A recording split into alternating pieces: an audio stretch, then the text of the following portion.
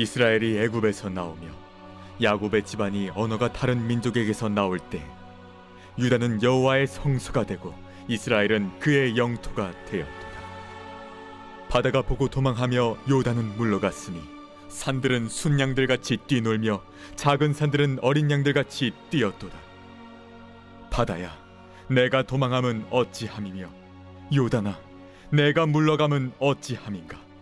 너희 산들아, 순양들같이 뛰놀며 작은 산들아, 어린 양들같이 뛰놀면 어찌함인가. 땅이여, 너는 주 앞 곧 야곱의 하나님 앞에서 떨지어다. 그가 반석을 쳐서 못물이 되게 하시며 차돌로 샘물이 되게 하셨도다. 114편은요 표제가 없습니다. 표제가 없어서 구체적인 이 저작 배경과 또 저자가 누군지는 알 수가 없습니다.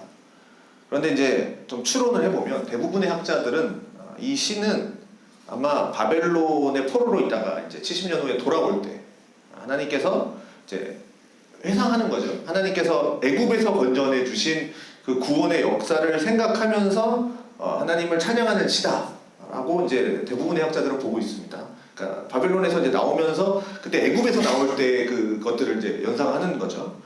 중간중간에 보면 이렇게 유다, 뭐 이스라엘, 그러니까 남유다, 뭐 북이스라엘 뭐 이렇게 나오는 표현들이 아마 솔로몬 이후에 유다와 이스라엘로 나눠진 것을 나타내주는 뭐 표현이기도 하기 때문이죠. 아마 그래서 아마 이때 썼을 것 같다 이렇게 이제 추정을 하는 겁니다. 그렇지만 오늘 이 시에 등장하는 주요 내용은 뭐 유다, 뭐 이스라엘 이렇게 뭐 분열된 당시를 노래하는 게 아니라 그 이전을 노래하는 겁니다. 그러니까 출애굽 때를 노래하는 겁니다. 출애굽 사건을 떠올리면서 하나님의 역사를 노래하고 있다는 거죠. 그래서 그 광경들을 한번 여러분들 한번 상상하시면서 이 시편 1편부터 그러니까 1절부터 좀 읽어 나가 보도록 하겠습니다. 1절입니다. 이스라엘이 애굽에서 나오며 야곱의 집안이 언어가 다른 민족에게서 나올 때 유다는 여호와의 성소가 되고 이스라엘은 그의 영토가 되었도다. 자, 이 시의 특징이 있다면 뭐냐면 우선 볼 때 이제 7절을 제외하고서 모든 구절에서 이제 대꾸법이 사용되고 있는데요. 그러니까 대꾸법이 뭐냐면 서로 다르지만 같은 의미를 말하는 두 개의 단어, 그러니까 또는 두 개의 문구를 사용하면서 이제 대꾸를 하는 거죠. 그래서 그것이 반복적으로 이렇게 되면서 더 이제 이 시를 더 강조하는 겁니다. 여기서 더 노래하고 싶은 것을 더욱 더 강조하는 게 이제 대꾸법이죠. 그래서 1절에도 보면 이게 제가 표시해놨죠. 이스라엘과 야곱의 집안 이렇게 이제 같은 표현이 되는 거고 애굽과 언어가 다른 민족 이 같은 표현이 되는 거고 또 나오며 또 나올 때 같이 이어지는 거죠.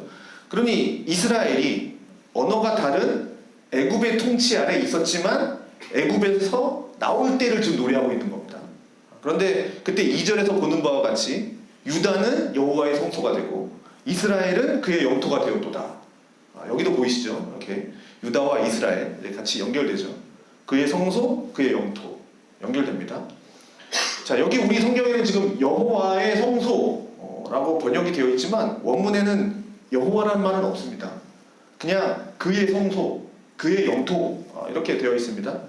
사실 그의 성소라고 하지만 우리는 충분히 그의 성소가 여호와의 성소라는 것을 짐작할 수 있기 때문에 이제 우리말 성경에는 이제 이 여호와를 첨가한 것 같아요. 그래서 의역을 한 것 같아요. 원론은 이제 그의 성소입니다. 출애굽의 역사를 이루신 분도 하나님이시고 또 그동안 이스라엘 백성이 애굽의 영토 안에 살면서 애굽의 통치 아래 있었지만 이제 어떻게 합니까? 하나님이 때가 참에 하나님께서 이스라엘 가운데 임하셔서 그들의 주인이 되시고 또 하나님의 그 거룩한 통치가 이제 이스라엘 그들에게 임함으로써 하나님의 거룩한 백성이 되었죠. 그리고 그의 영토, 이 영토라는 것은 주권, 백성과 함께 나라의 중요한 요소 아닙니까? 그래서 그의 영토, 즉 하나님께서 이스라엘을 다스리시는, 그러니 이스라엘은 하나님의 영토 안에서 하나님의 지배를 받는, 하나님의 통치를 받는 하나님의 백성이 되었다. 나올 때, 애굽에서 나올 때 여호와의 성소가 되고 성토가 되었다. 그래서 3절을 보시면 바다가 보고 도망하며 요단은 물러갔다. 여기 바다와 요단 또 도망하며 물러갔다. 연결됩니다. 바다가 도망간 일, 자연스럽게 떠오르는 사건이 기억나시죠? 애굽의 군사들이 쫓아올 때 홍해 바다가 가로막혀 있었고, 또 그러나 그때 하나님의 능력으로 그 바다가 갈라져서 그들이 이제 구원받게 됐던 일. 그래서 굳이 여기다가 홍해 바다 이렇게 쓰지 않더라도 그 바다, 원문에는 이렇게 정관사가 붙어 있거든요. 그래서 그 바다라고 해서 자연스럽게 홍해 바다의 일을 이제 떠오르는 것이고요. 또 요단은 물러갔으니 하니까 이 역시 마찬가지죠. 가나안 땅에 들어갈 때 막혀 있었던 그 요단이 갈라지면서 이들이 가나안 땅에 이제 첫 발을 내딛게 되죠. 그의 영토가 된 이후. 자, 그러면서 이제 4절에 얘기합니다. 산들은 수담같이 뛰놀며 작은 산들은 어린 양같이 뛰었도다. 자, 여기 산들과 또 작은 산들이 또 대꾸법으로 씁니다. 이건 아마도 시내산 때 이제 율법 받을 때였던 것 같아요. 연기가 자욱하고 온 산이 막 크게 진동했던 그때의 일을 좀 노래하는 것 같습니다. 자, 이것을 보면 하나님께서 이스라엘 백성들을 애굽에서 구원해 내시지만 그때 이스라엘이 기뻐하고 하나님을 찬양하고 감격에 차 있었죠. 그런데 이스라엘 백성들만 그런 것이 아니라 자연들도 가만히 있지 않았다라는 것을 지금 노래하는 겁니다. 바다, 아까 뭐 강, 그 다음에 산 나오죠. 자, 그렇습니다. 하나님의 구원의 역사에 하나님이 창조하신 그 모든 자연 만물들이 이 구원의 역사에 함께 움직이고 또 함께 뛰놀고 있는 겁니다. 지금 이 모든 자연들이. 그래서 이제 시인이 묻습니다. 바다야, 네가 도망하면 어찌함이며 요단아, 네가 물러가면 어찌함인가. 너희 산들아, 수장들같이 뛰놀며 작은 산들아, 어린 양들같이 뛰놀면 어찌함인가. 이제 물어보는 거죠. 이건 바다도 요단도 무엇 때문에 너희로 지금 도망간 게 뭐냐? 왜 도망갔냐? 너희로 하여금 물러가게 한 것이 뭐 때문이냐? 도대체 무엇이 지금 너희로 하여금 이렇게 도망가게 했느냐? 물러가게 했느냐? 산들아, 작은 산들아, 너희로 도대체 무엇 때문에 이렇게 뛰놀게 되었느냐? 지금까지 이 구원의 역사 속에서, 하나님의 이 구원의 역사 속에서 하나님이 하신 일들에 대해서 지금 자연의 반응을 노래했는데 이제 관심이 어디로 갑니까? 자연들이 이렇게 뛰놀았는데 관심이 어디로 가냐면 이 자연들이 이러한 반응을 하게 한 그 무엇 때문에 너희들이 이렇게 했느냐? 이제 거기로 이제 초점이 지금 옮겨지고 있죠. 무엇 때문입니까? 우린 답을 알고 있습니다. 그리고 그 답을 7절에서 얘기해 주는 겁니다. 땅이여, 너는 주와 곧 야곱의 하나님 앞에서 떨지어다. 바로 하나님 때문이죠. 야곱의 하나님 때문입니다. 자, 이 시에서 하나님이 언급된 것은 여기 7절이 처음입니다. 우리는 그냥 쭉 읽다 보면 자연히 그냥 하나님 생각하면서 읽어 내려가죠. 근데 하나님의 이름이 언급되고 있는 것은 여기 7절입니다. 7절이 처음입니다. 시인은 보기에 의도적으로 하나님의 이름을 드러내고 있지 않다가, 그러니까 2절에서 아까 여호와의 성소라 그랬는데 원문에는 여호와가 없다고 그랬죠. 그 성소라 그랬죠. 우리 성경에만 의역되어 있고 그냥 그의 성소라고 되어 있거든요.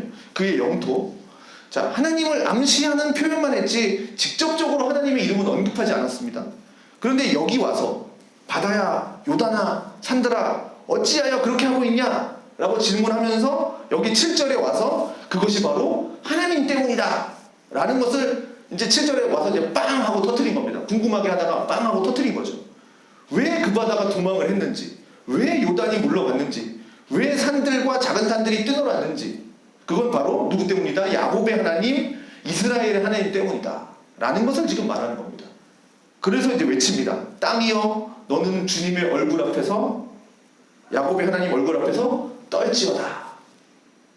이 떤다 라는 말이 진통 중이다, 해산 중이다, 뭐 이런 뜻도 있지만 떤다. 대부분의 영어 성경에서는 이거를 트렘블로 번역을 했는데 두려워서 떤다라는 겁니다. 두려워서 떤다. 그것이 위대한 하나님 앞에서 피조물이 행하는 마땅한 바라는 거죠. 두려워서 떠는 것.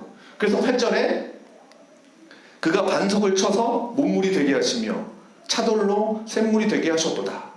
이것도 역시 떠오르는 사건이 있을 겁니다. 바로 이스라엘 백성이 광야에서 물이 없어서 불평할 때 반석을 쳐서 물이 나오게 한 그 사건. 물이 터져 나오면서 수많은 백성들과 모든 가축들이 다 물을 먹고 살게 된 그 기적을 말하는 겁니다. 그러니 하나님은 이 이스라엘을 애굽에서 건져내실 때 놀라운 능력으로 구원해 내셨고, 그리고 그들에게 필요한 모든 것들을 공급하여 주시는 그 하나님이다 라는 것을 지금 회상을 하고 있는 겁니다. 내가 이스라엘이 바벨론의 포로로 끌려갔지만 그래서 커다란 낙심에 빠져 있었고, 또 하나님이 우리를 하나님의 약속에서 하나님이 우리를 잊어버리셨구나 라고 생각하고 하나님이 우리를 버리셨구나, 이 바벨론 포로에 있을 때 그렇게 생각할 수도 있었겠지만, 바벨론에서 다시 건져내시는 그 일로 인해서 출애굽의 역사를 회상하는 거죠. 회상하면서 하나님은 우리를 버리시지 않았지, 버리시지 아니하시는 그 하나님의 능력을, 약속을 지키시는 하나님의 능력을 지금 이렇게 노래를 하고 있는 겁니다. 자, 적용을 해보겠습니다. 우선 첫 번째는 우리는 하나님 앞에서 어떠한 반응을 보이면서 살 것인가 라는 거죠. 오늘 이 시는 1절부터 8절까지 되게 짧은 시고, 그렇지만 내용으로 보면 되게 강렬하죠. 단어를 절제하면서 사용합니다. 자, 그런데 그 절대된 단어 속에서 엄청난 일들과 또 신학과 신앙이 담겨져 있습니다. 자, 이 시가 표제가 없으니까 정확하게는 모르겠습니다. 애굽에 나와서 광야를 지나고 가나안 땅에 들어간 그 사람들이 이 시를 노래했는지, 아니면 진짜 바벨론에서 돌아온 사람들이 불렀는지 정확하게는 알 수는 없지만, 그러나 이 시에 담겨져 있는 하나님의 그 능력을 찬양하는 이 노래 속에는 하나님이 이스라엘을 위해서 무엇을 해주셨는가 라는 것이 아주 잘 나타나 있죠. 특히 이 땅의 자연 만물들이 하나님의 그 구원의 역사에, 하나님이 명령하시는 일에 어떠한 반응을 보이고 있는지가 잘 나타나 있습니다. 이게 시니까 이제 이렇게 표현할 수 있는 거죠. 막 바다가 도망가고 강이 물러가고 산들이 뛰놀고, 이런 문학적인 표현들. 그런데 이게 실제로 보면 바다가 물러간 게 아니라 바다가 갈라졌고 요단이 멈췄고 산이 진동하는 것이죠. 단단한 돌이 터져서 샘물이 난 거잖아요. 그러면서 온 땅이 하나님 앞에서 두려워 떠는 것이 자연의 모습이었습니다. 그런데 이에 반해서 사람의 모습은 어땠습니까? 자연들이 이렇게 막 두려워 떨고 있을 때 사람들의 반응은 어떠한가 한번 생각해 보십시오.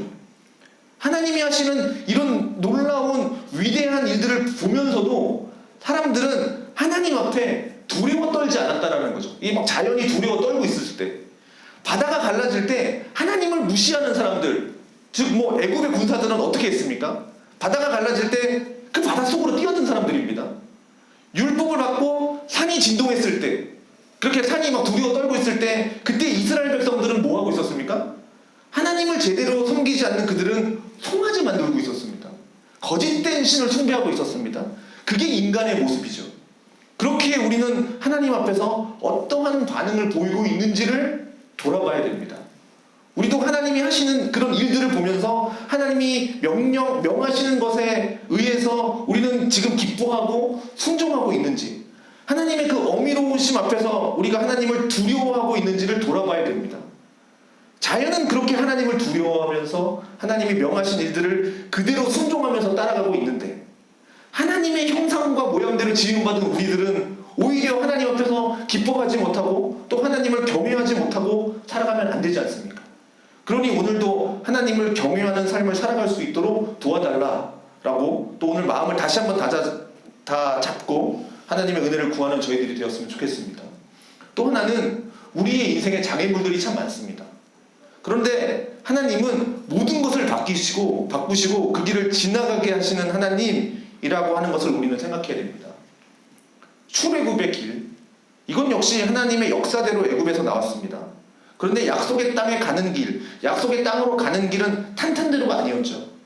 때로는 어떻게 됩니까? 출애굽해서 약속의 땅으로 가는 길 가운데 때로는 바다가 가로막아주고요, 때로는 강이 가로막았고요, 때로는 산이 막고, 때로는 갈증이 막고, 때로는 먹을 것이 없고, 때로는 이방 민족들이 가로막았지만, 그러나 하나님은 결과적으로 보면 그 모든 것을 다 바꾸어 가시면서 그 길을 다 지나가게 하셨다는 거죠. 이건 우리의 길도 역시 마찬가지라는 겁니다. 우리의 가는 길 평탄하지 않습니다. 그렇지만 하나님은 우리가 가는 그 길을 다 지나도록 인도하신다는 거죠.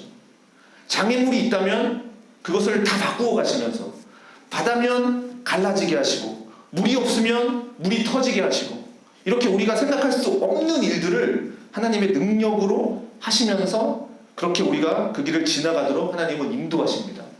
그렇기 때문에 우리가 할 일은 뭡니까? 하나님을 의지하는 겁니다.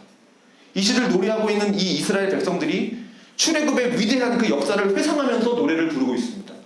그런데 정말 중요한 건 과거의 조상들이 하나님의 이 놀라운 일들을 경험했다 라는 것을 그냥 과거에 그랬다, 간접적인 측면으로 노래만 부르는 것이 아니라, 정말 더 중요한 게 뭐냐? 지금 바로 내 삶에서 이러한 하나님을 경험하는 것이다. 이게 더 중요한 것이죠.